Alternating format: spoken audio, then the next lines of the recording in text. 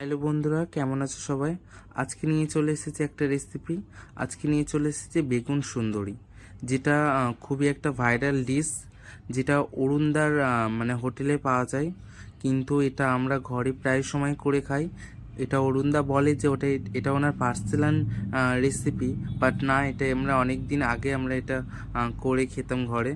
তো কিছুই নাই, বেগুনগুলো তোমাদেরকে এরকম ডাঁটি সমেত সুন্দর করে কেটে নিতে হবে।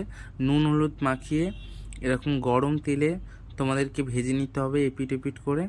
আর চেষ্টা করে বেগুনগুলো ডাঁটি সমেত এরকম আমি যেমন কেটেছি এরকম সুন্দর করে কাটতে। আর এপিট ওপিট করে আস্তে আস্তে ভেজে নেবো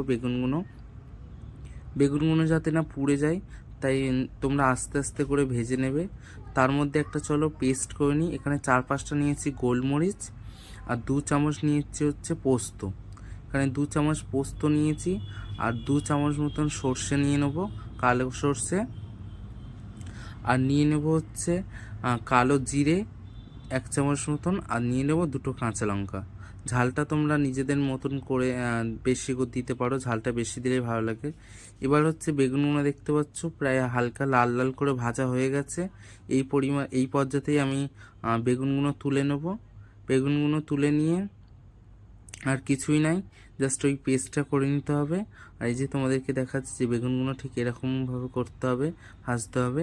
তার মধ্যে সর্ষেটা আমার মানে যে পেস্টটা করেছিলাম সেইটা হয়ে গেছে। তার মধ্যে 1 চামচ নুন আর সামান্য একটু সরিষার তেল দিয়ে ভালোভাবে এটা নেড়ে এর উপরে মানে বেগুনের গায়ে দিয়ে দিতে হবে।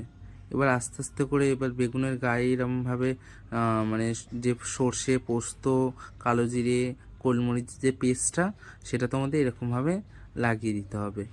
এটা আর কিছুই নাই, খুব সামান্য মানে খুব সিম্পল তাড়াতাড়ি একটা রেসিপি, কিন্তু খেতে অসাধারণ সুন্দর। এটা তোমরা গরম ভাতের সাথে বা যে কোনো কিছুর সাথে, খিচুড়ির সাথে তোমরা খেতে পারো। তো এই যে কেমন হয়েছে রেসিপিটা অবশ্যই কমেন্ট করে জানিও। ভালো লাগলে লাইক কমেন্ট শেয়ার।